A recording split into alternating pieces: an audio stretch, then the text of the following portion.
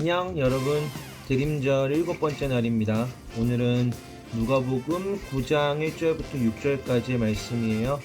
토요일이죠. 오늘도 하나님 말씀 붙들고 하루 잘 보내봅시다. 제가 말씀 읽을게요. 예수께서 12제자를 불러 모으사 모든 귀신을 제어하며 병을 고치는 능력과 권위를 주시고 하나님의 나라를 전파하며 앓는 자를 고치게 하려고 내보내시며 이르시되 여행을 위하여 아무것도 가지지 말라. 지팡이나 배낭이나 양식이나 돈이나 두벌 옷을 가지지 말며 어느 집에 들어가든지 거기서 머물다가 거기서 떠나라.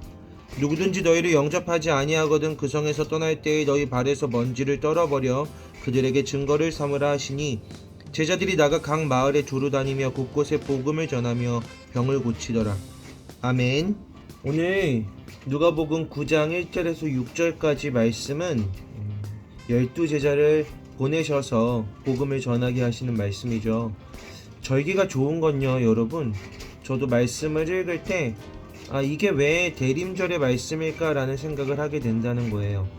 예수님을 기억하고 기다리는 절기에 우리의 선배들은, 신앙의 선배들은, 신앙의 조상들은 왜 이런 말씀을 붙들었을까?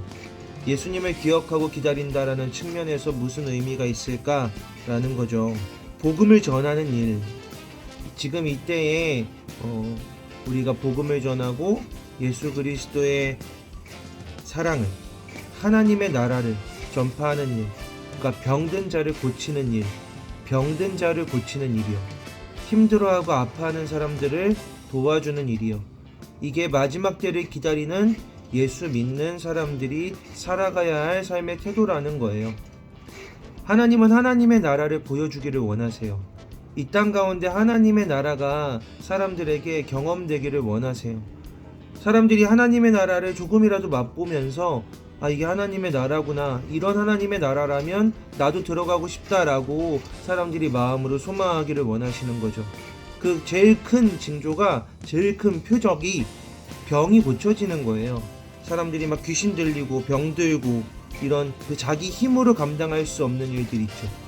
자기의 능력과 힘으로 감당할 수 없는 그런 상황들을 하나님의 힘으로, 하나님의 능력으로 해결되는 그런 것들을 보면서 하나님의 나라를 조금이라도 맛보게 된다는 거죠. 여러분, 예수를 기억하고 예수를 기다린다는 건 그냥 낭만적인 일이 아니라 실제하고 실존하는 하나님의 나라를 기억하고 기다린다는 거예요. 그 하나님의 나라가 어떠한 나라인지에 대한 기대가 우리에게 있어야 한다는 거죠. 그리고 하나님은 그것을 우리에게 맛보아서 알게 해주고 싶어 하세요.